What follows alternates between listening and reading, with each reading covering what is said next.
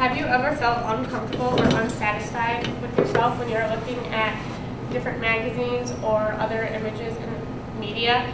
If you're like the average American and like myself, your answer is probably yes. Recent statistics have shown just how normal this is.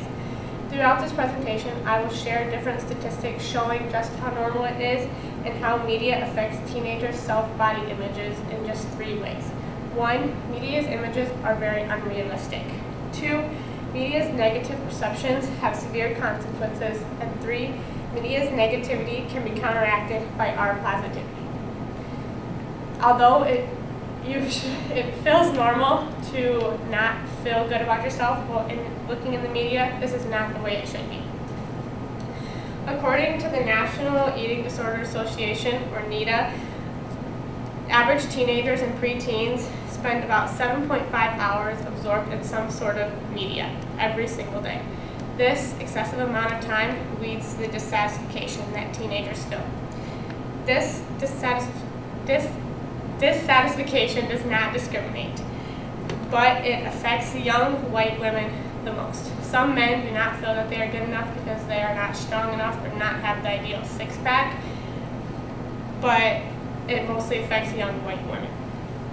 In 2004, in February, 2 female doctors wrote an article for the U.S. National Library of Medicine National Institutes of Health, and they say that the unrealistic images that are in magazines and other forms of media are to blame.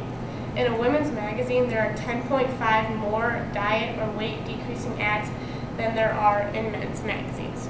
They also want the news out there to know that these photos are heavily edited and photoshopped. Recently, a well-known pop artist, Rihanna, spoke out about the unrealistic images in media. She said that modeling companies only want people that look like human mannequins, and that being a size 0 is a career in itself, and that living a lifestyle like this for a normal teenager is not healthy or realistic. As I argued in my first main point, that media's images are unrealistic and that the media wants people to feel that they have to be super skinny or super muscular as like the pictures in magazines, that is not the way it should be. Social media also plays a huge role and leads to some deadly consequences. In March 2015, an article named Social Comparisons on Social Media said that in 2014, Facebook hit an all-time high of users and had 1.3 billion users. That means there are 10 million pictures that are being uploaded every hour. For some, this is great and they can see what's going on in the world around them. For others, this is their worst nightmare. They see their friends that appear to be perfect on Facebook and want to be just like them. This can lead to bad moods, which can lead to depression, which can lead to eating disorders.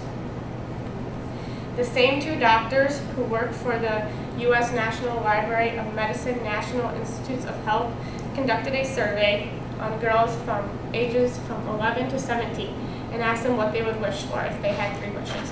The most common answer was to lose weight and to keep it off. These girls that feel like this are resorting to anorexia, bulimia, and binge eating.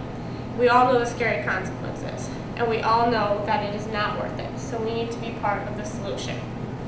In review, my second main point, how media's negative perceptions have severe consequences, and how social media greatly influences eating disorders. We know that apart from all of this negativity, there is some hope. Rachel McCready, a writer for US Weekly, recently wrote a story about Demi Lovato. Demi Lovato has been fighting bulimia since 2008. Recently, she has spoken up and said that the media needs to stop glamorizing eating disorders, that they are not jokes and that they are serious illnesses with serious consequences. An online blog named Someday Melissa talks about how Tyra Banks, the host for America's Next Top Model, says it is important to educate younger girls about eating disorders and not to feel that they need to be held up to such high standards that are in the media.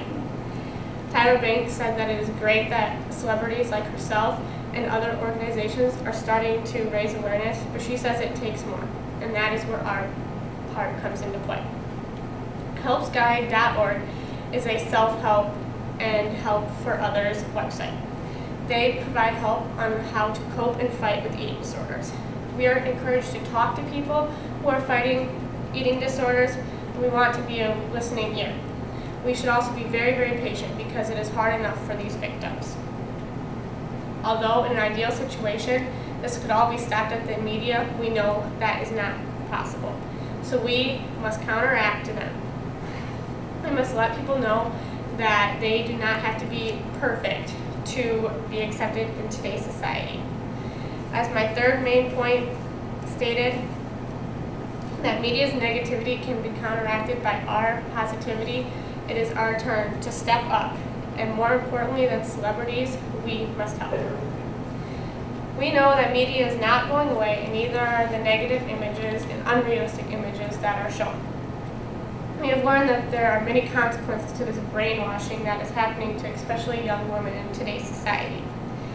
I've also shared a few organizations and a few celebrities that have stood up to help battle how media affects teenagers' self-body images in just the 3 ways.